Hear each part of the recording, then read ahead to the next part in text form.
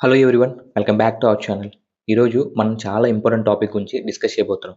అదే bank reconciliation statement. ముఖ్యంగా మీరు ఎస్ఏపీ, ఎఫ్ఐసిఓ, ఆర్టో లేదా అకౌంట్ జాబ్ కోసం ప్రిపేర్ అవుతున్నట్లయితే బ్యాంక్ రీకన్సిలియేషన్ కాన్సెప్ట్ చాలా ఇంపార్టెంట్. ముందుగా ఒక సింపుల్ క్వశ్చన్. మన కంపెనీకి ఒక బ్యాంక్ అకౌంట్ ఉంది అనుకుందాం. బ్యాంక్ స్టేట్మెంట్ ప్రకారం బ్యాలెన్స్ 10 lakhs ఉంది. కానీ మన ఎస్ఏపీ సిస్టంలో బ్యాంక్ అకౌంట్ బ్యాలెన్స్ 9.8 lakhs ఉంది. ఇప్పుడు మనకి ఆ 20,000 డిఫరెన్స్ ఎందుకు కనిపిస్తుంది? ఈ డిఫరెన్స్ ఎందుకు వచ్చింది? బ్యాంక్‌లో ట్రాన్సాక్షన్ జరిగిందా? ఎస్ఐపిలో పోస్టింగ్ ఏమైనా మిస్ అయిందా? లేదా టైమింగ్ డిఫరెన్స్ వల్ల వచ్చిందా? ఈ డిఫరెన్స్‌ని ఐడెంటిఫై చేసి, ఇన్వెస్టిగేట్ చేసి, అవసరమైతే కరెక్షన్ చేసి, చివరికి బ్యాంక్ బ్యాలెన్స్ మరియు ఎస్ఐ బ్యాలెన్స్ ప్రాపర్‌గా రీకన్సిల్ చేయడమే బ్యాంక్ రీకన్సిలియేషన్. సో, టుడే మనం థియరిటికల్ ఎక్స్‌ప్లనేషన్ మాత్రమే కాదు, ఒక real time hardware process employee ఎలా థింక్ చేస్తాడో ఆ పర్స్పెక్టివ్‌లో మొత్తం ప్రాసెస్ అండర్‌స్టాండ్ చేద్దాం. ఇప్పుడు బ్యాంక్ రీకన్సిలియేషన్ డెఫినిషన్ ఒకసారి చూసేద్దాం.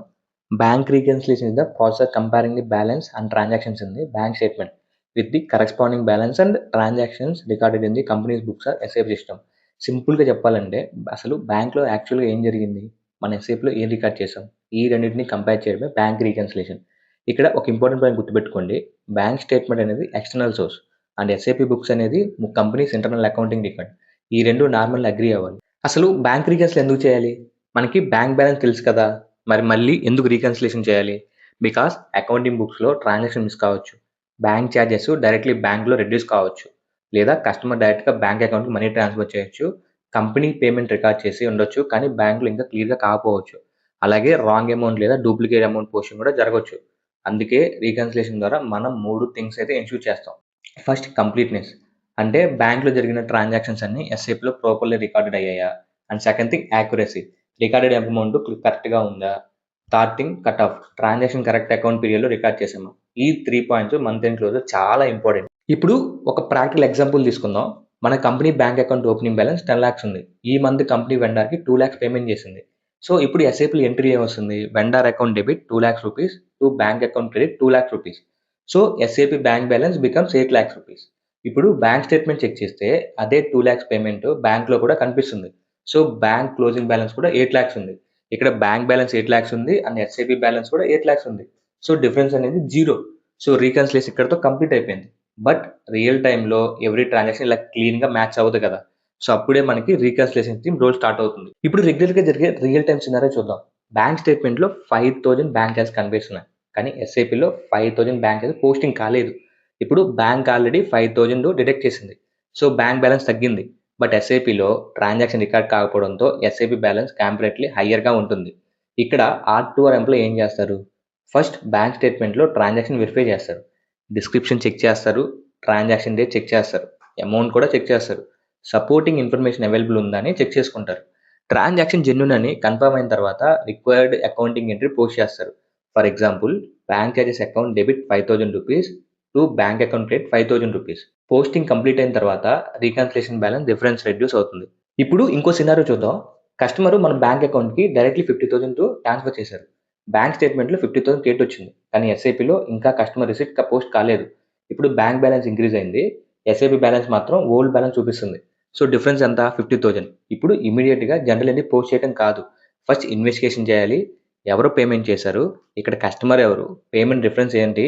ఇన్వాయిస్ ఏది? అమౌంట్ ఇన్వాయిస్‌తో మ్యాచ్ అవుతుందా? ఈ డీటెయిల్స్ వెరిఫై చేసిన తర్వాత కంపెనీ ప్రొసీడ్యూర్ ప్రకారం కస్టమర్ రిసిప్ట్ రికార్డ్ చేసి ఓపెన్ అంటే క్లియర్ చేస్తారు. ఇక్కడ ఇంపార్టెంట్ పాయింట్ ఏంటంటే రీకన్సిలియేషన్ అంటే సింప్లీ డిఫరెన్స్ రిమూవ్ చేయడం కాదు. డిఫరెన్స్‌కి కరెక్ట్ అకౌంటింగ్ రీజన్ ఐడెంటిఫై చేయాలి. అది చాలా ఇంపార్టెంట్. ఇప్పుడు రీకన్సిలియేషన్‌లో చాలా common concept timing difference. Suppose company March 31న వెండర్‌కి పేమెంట్ ప్రాసెస్ చేసింది. ఎస్ఐపిలో పేమెంట్ రికార్డెడ్ అయింది. కానీ బ్యాంక్ ప్రాసెసింగ్ వల్ల పేమెంట్ ఏప్రిల్ 2న బ్యాంక్ స్టేట్మెంట్‌లో కనిపించింది. నౌ మార్చ్ మంత్ ఎండ్ రీకన్సిలియేషన్‌లో ఎస్ఐపిలో పేమెంట్ ఉంది. బ్యాంక్ స్టేట్మెంట్‌లో పేమెంట్ లేదు. ఇది నెసెసరీలీ అకౌంటింగ్ ఎర్రర్ కాదు. This can be a timing difference. So, ఆర్2ఆర్ ఎంప్లాయీ దీన్ని ఐడెంటిఫై చేసి ఔట్‌స్టాండింగ్ ఐటెమ్‌గా ట్రాక్ చేస్తారు. నెక్స్ట్ మంత్ బ్యాంక్ స్టేట్మెంట్‌లో పేమెంట్ క్లియర్ అయిందో చెక్ చేస్తారు. సో, రీకన్సిలియేషన్‌లో డిఫరెన్స్ కనిపించిందంటే వెంటనే కరెక్షన్ ఎంట్రీ పోస్ట్ చేయకూడదు. First question why there is a difference? అది ఎర్రర్‌నా? లేక టైమింగ్ డిఫరెన్స్‌నా? లేక మిస్సింగ్ ట్రాన్సాక్షనా? అని ఐడెంటిఫై చేయాలి. ఇప్పుడు ఎస్ఐపి ఎన్విరాన్మెంట్ గురించి మాట్లాడుకుందాం. Many organization use electronic bank statement commonly called EBS. Bank నుంచి ఎలక్ట్రానిక్ స్టేట్మెంట్ తీసుకొని ఎస్ఐపిలో అప్లోడ్ ఆర్ ఇంపోర్ట్ చేస్తారు. ఎస్ఐపి కాన్ఫిగరేషన్ మరియు బ్యాంక్ స్టేట్మెంట్ ఫార్మాట్ ఆధారంగా సిస్టమ్ ట్రాన్సాక్షన్‌ని రిలవెంట్ అకౌంటింగ్ పోస్టింగ్ లేదా ఓపెన్ ఐటమ్స్‌తో మ్యాచ్ చేయడానికి ప్రయత్నిస్తుంది. ఫర్ ఎగ్జాంపుల్ బ్యాంక్ స్టేట్మెంట్లో ఒక కస్టమర్ రిసిప్ట్ వచ్చింది. ఎస్ఐపిలో కరెస్పాండింగ్ కస్టమర్ ఓపెన్ ఐటమ్ ఉంది. సిస్టమ్ మ్యాచింగ్ రూల్స్ ప్రకారం మ్యాచ్ అయితే క్లియరింగ్ ప్రాసెస్ ఆటోమేటిక్ కావచ్చు. మ్యాచ్ కాకపోతే ఐటమ్ అన్మ్యాచ్డ్గా ఉండొచ్చు. అప్పుడు యూజర్ మాన్యువల్లీ ఇన్వెస్టిగేట్ చేయాలి. సో ఈబీఎస్ వల్ల reconciliation process fast and more control అవుతుంది. బట్ రిమెంబర్, ఆటోమేషన్ ఉన్నాగానే ఎక్సెప్షన్ని ఆటో టీమ్ రివ్యూ చేయాలి. మంత్ ఎండ్లో బ్యాంక్ రీకన్సిలేషన్ ఎందుకు క్రిటికల్ అంటే, ఫైనాన్షియల్ స్టేట్మెంట్ ప్రిపేర్ చేసే ముందు బ్యాంక్ బ్యాలెన్స్ యాక్యురేట్గా ఉండాలి. Let's an example, bank statement balance 50 lakhs, SIP balance 49,80,000, difference 20,000. ఇప్పుడు 20,000ని సింప్లీ అడ్జస్ట్మెంట్ అని చూపించడం కరెక్ట్ కాదు. First we need to explain the difference. Suppose 10,000 bank charges, 10,000 outstanding cheque ఉంది. దెన్ రీకన్సిలేషన్ ఎక్స్ప్లెనేషన్ కావాలి. 10,000 bank charges SIP పోస్టింగ్లో pending ఉంది. 10,000 timing difference due to outstanding cheque అని ఉంది. Now difference is fully explained. ఇదే good reconciliation. So a good reconciliation should not just show that balances match. It should also show why they match or why any remaining differences exist. ఇప్పుడు ఇంటర్వ్యూలో bank reconciliation సంబంధించి కామన్గా అడిగే interview questions ఏదో చూసేద్దాం. First one, what is bank reconciliation? Bank reconciliation is the process of comparing bank statement transactions and balance with the company's SAP book balances. Identify differences, investigating the reasons and taking appropriate corrective or clearing action. And second question, what are common reasons for differences? Bank charges, direct receipts, direct payments, timing differences, outstanding payments, missing postings, incorrect postings, and interest transactions.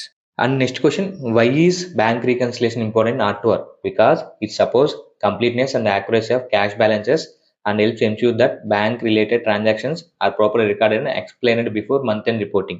ఫైనల్గా ఒక విషయం గుర్తుపెట్టుకోండి, real time artwork జాబ్లో reconciliation అంటే XL numbers compare చేయడం మాత్రమే కాదు.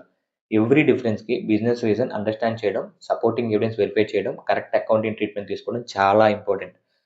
So మీకు వీడియో నచ్చినట్లయితే లైక్ చేసి, షేర్ చేసి, సబ్స్క్రైబ్ చేయండి. అండ్ మనం R2R and P2P training class అయితే ప్రొవైడ్ చేస్తాము. ఇంట్రెస్ట్ ఉన్న వాళ్ళు స్క్రీన్ మీద నెంబర్ అయితే ఇచ్చేస్తాను, కాంటాక్ట్ చేయండి.